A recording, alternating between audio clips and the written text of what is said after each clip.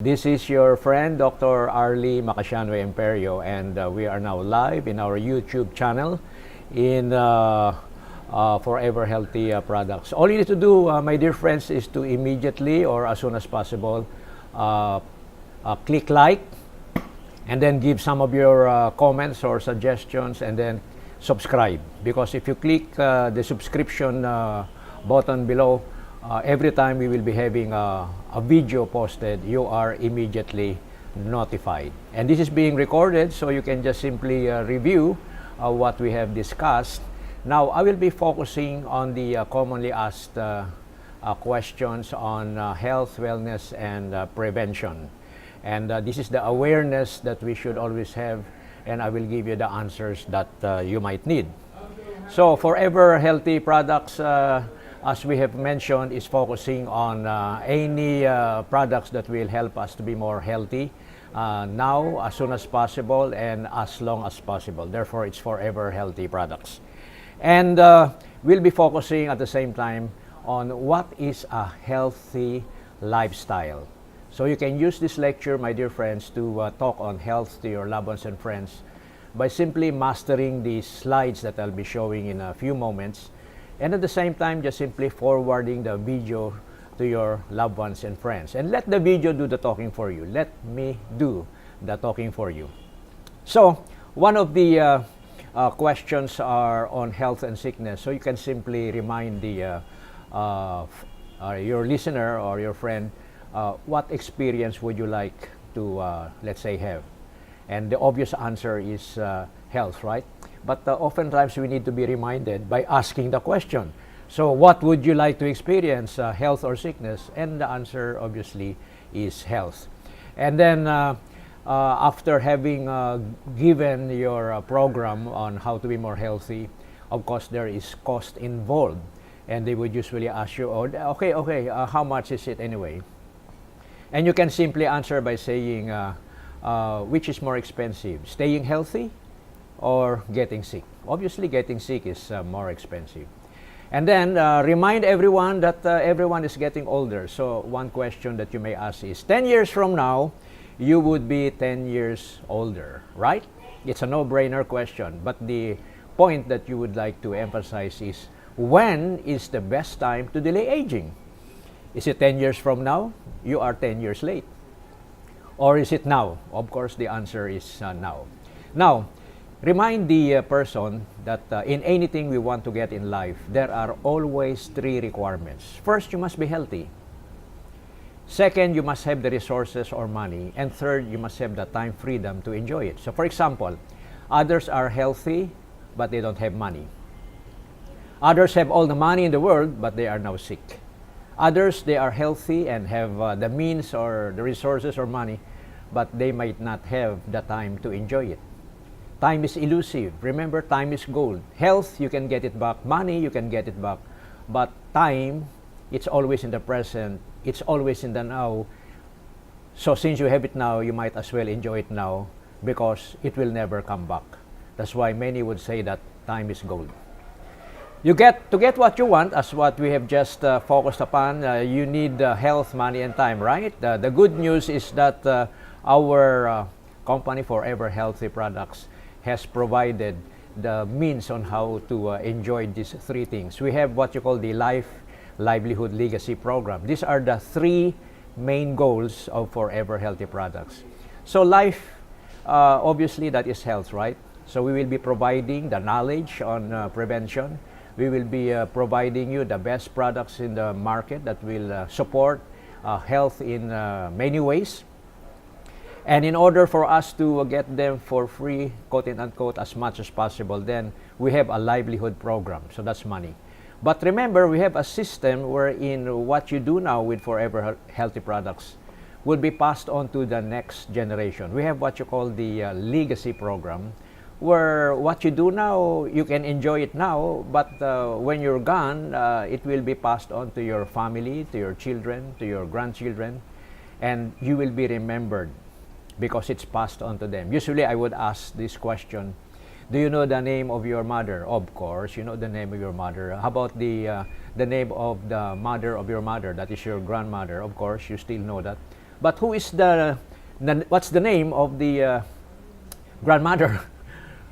Or that's a great grandmother, and probably you won't remember. So the same thing, my dear friends, your child obviously will remember your name. Your grandchild will also remember your name. Your great-grandchild may remember your name if every now and then you meet together, and every time the child has a birthday or you have some regular bonding time together, usually that great-grandchild may not remember you at all. You no longer exist. However, if there is a legacy, an inheritance that you have given that will help everybody to be more healthy and have the resources to enjoy more about life, you will always be remembered. Okay? Then, we'll now go directly now to the main topic today. So you show this slide. Show o kaya draw it in the piece of paper. This is you. This is how important this is because it relates to you and me. Do you want to live as long as possible or long life? Of course. But there is a problem. There is what you call premature death, and there is no treatment for death because it's already death. We call this mortality rates. Based on the death certificates or mortality rates, the top 3 are: number 1, heart attack. Number 2, stroke. What's the organ in the heart attack? Of course, it's the heart. What's the organ in the stroke? That's the brain. What's the and then number 3 is cancer. What's the organ involved? It could be any organ. But take note, heart attack and stroke, this could be instant. That's why it was described as an attack. It can come anytime, in the least moment you might not expect it. And the best way to deal with it is to be brought within 60 minutes to the intensive care unit in order to increase the chance of survival. That's how serious it is. Cancer, you may have several months or years to live, right?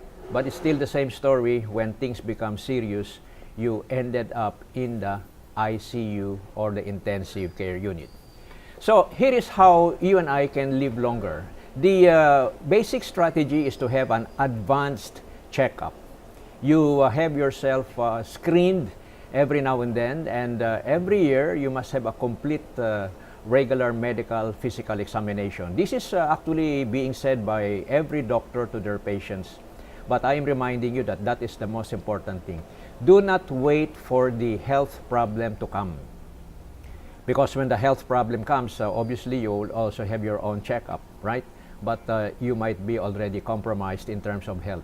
So the idea of having an advanced checkup is to detect as early as possible if there is a possible health problem. Because in medicine, prompt diagnosis and early treatment can be curative, even with cancer.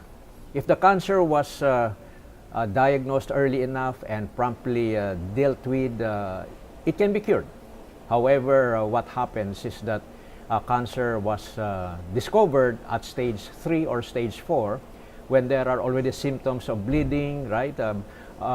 Sudden weight loss, let's say weakness, and so forth. Then the person will now seek medical attention and would have a diagnosis of stage 4 cancer. Too late. We could have acted years before or earlier. So that's the idea of having an advanced medical checkup. So this is the formula to live longer, because you like to live longer, and the top 3 causes of early death is heart attack, stroke, and cancer. Then we combine it with a healthy lifestyle. And I'll be focusing on that, my dear friends, on what is a healthy lifestyle. And take notes and be ready to share it to others. The healthy lifestyle that we'll be talking in a few moments would guide you to experience health in 4 levels. The first level is physical health. The second level is emotional health. The third level is mental health. And the highest level is spiritual health. Oftentimes, the focus is only on physical health. And take note, that's only one of the levels of wellness. In the spectrum of health, or wellness, and disease, physical health is the lowest level. But there are higher levels, which is emotional, mental, and spiritual. If you will follow the healthy lifestyle, which I would be sharing and recommending to you in a short time, you will experience these 4 levels of wellness. So, for our physical health, the basic medical checkup that you should have every year, so I suggest you put this into your notes. Number 1 is to have your blood pressure checked.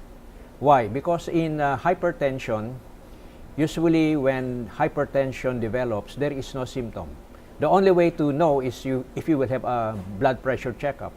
That's why it is a very dangerous factor. In fact, it's the number 1 risk factor for cardiovascular disease, specifically for stroke, right? So by having your blood pressure regularly checked, and if it's normal, then at least you can be confident you are moving away or trying to avoid a stroke. And number 2 is the ECG, electrocardiogram. This will at least see if there is a pathology in your heart. The earlier you know it, the better. Then the chest X-ray, this is to evaluate your lungs and correlate it with the lungs. And lipid profile is to evaluate your cholesterol level, because this is a common problem, because the foods that we usually take are rich in fats. And the common experience, therefore, is the elevation of our cholesterol or hyperlipidemia. And then, as you get older, type 2 diabetes may come into our life, because there is now decreased insulin production because the pancreas are aging. So you have to monitor your blood glucose, right? And then urinalysis is to immediately check, at least at the basic level, the status of your kidney. You get it, my dear friends? So be sure every year these parameters are done and they are normal. If there are findings, just coordinate with your doctor. And together with a healthy lifestyle, which we'll be discussing now, you have the best formula for better health. The lifestyle that we'll be discussing will contain these elements.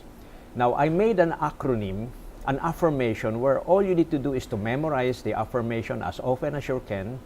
And during your quiet moments, try to review every day, first thing in the morning, as often throughout the day, and before you sleep at night. How healthy was your lifestyle today? Or what are the elements? So I made the affirmation. It's easy. Daily, I am a new star. So you can see now in the slide, it's in color, right? Daily, I am a new star. So let's analyze it. When you say daily, it's every day. Don't think about the future. Don't think about the past. You can only change what you can have today. That's why the affirmation reminds you of the importance of health. Daily, I am. I am means the present moment. Because there is only one moment, my dear friends. It's only now. The future is yet to come. The past is already past. You cannot do anything about them. The future, you might end up being worried. The past, even though good or bad they were, you can no longer do anything about it. But the window period where there is at least something that you can do, it's in the now. Just focusing on doing things correctly in the present moment, and the past will take care of itself, and the future will also be brighter by just focusing on what you can do today.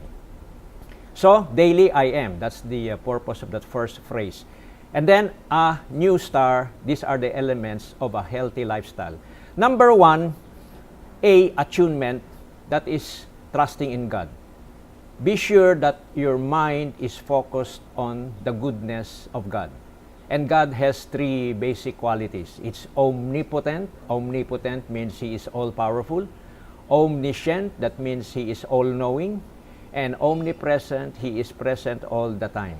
Those are the basic qualities. So, when you start thinking on these ideas, automatically your mind is being attuned to God. So that is the first thing that you should have. Because if you're attuned to God, He will guide you every moment of the day. So be sure you do this first thing in the morning when you wake up in the morning, and do it last thing before you sleep at night, and as often throughout the day. Just focus on God. You say, God, I love you. God, thank you for loving me. Or anything that you feel may remind you to God. You may be a Buddhist, a Muslim, a Christian, or even an agnostic, but still recognizing a supreme intelligence. Then simply connect. That's the attunement. And then, new, that's N-E-W. N is nutrition. And then E is exercise. W is water. So nutrition, the idea is to have a well-balanced meal. And we discussed in our previous broadcast, if you have a well-balanced meal, you generally do not need food supplementation. However, if your meal is not well prepared, you must take food supplementation. And food supplementation actually is focused on anything that you were not able to take on your regular diet. And one dietary supplement which I think you should take note is nucleotide supplementation, because generally they are low in amounts in our daily food intake, even though you have a well-balanced meal. Exercise, the best form of exercise is walking exercise, aerobic exercise, brisk walking at least 30 minutes every day. Water is very important because our body is composed of about 60 or 70% water. We have what you call the extracellular fluid and intracellular fluid. There is water inside the cell, there is water between the cells, and that's how important water is. It's a medium wherein many electrolytes and vitamins and minerals are being carried over, and water is a very important component, and usually we don't drink water sufficiently. And then sunbathing, temper control, and air, that's the star.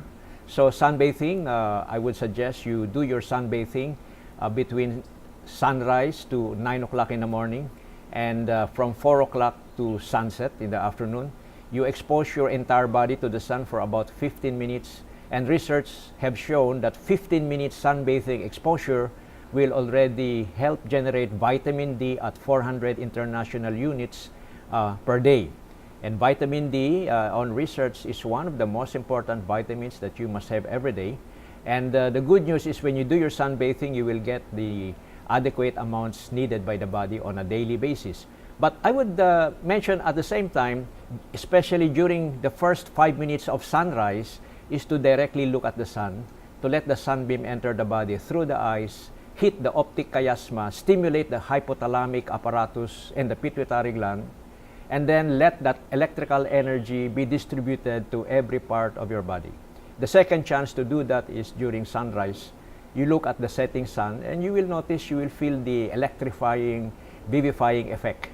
So that's sunbathing, my dear friends. And then temper control, just always be aware that it's okay to shout, it's okay to be angry, but internally you are not really angry. In fact, you might be laughing because these are just situations where if you look back 5-10 years from now, it's nothing, right?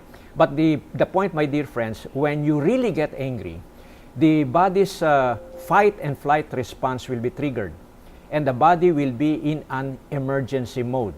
It's either you fight or you run away, but that will release a lot of hormones that will put a lot of stress into the body. One of them is the cortisol hormone, but there are many other hormones. And then you feel bad. Why? Because you released a lot of biochemical substances that will make you do so.